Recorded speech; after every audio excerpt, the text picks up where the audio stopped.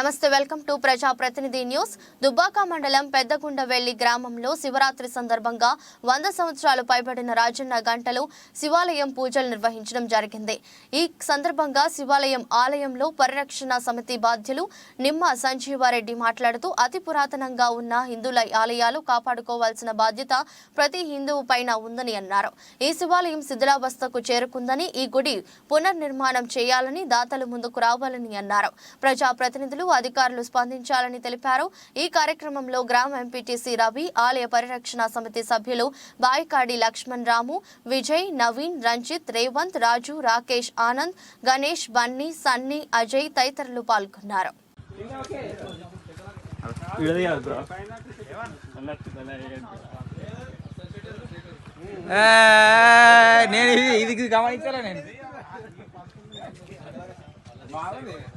Jug తెచ్చాడు కదా, ఉన్నానా ఉండాలనా వాయిస్ వాడది. అందరికీ శివరాత్రి సందర్భంగా ప్రతి ఒక్కరికి శివరాత్రి శుభాకాంక్షలు తెలియజేస్తూ, ఈ గ్రామం పుట్టినప్పటి నుంచి ఉన్న రాజేశ్వర స్వామి దేవాలయం శిథిలావస్థకు చేరుకున్నది. ఈ దేవాలయానికి ప్రతి ఒక్కరూ సహకారం చేసి ఈ దేవాలయాన్ని పునర్నిర్మాణం చేయాలని ప్రతి ఒక్కరిని కోరుచున్నాము.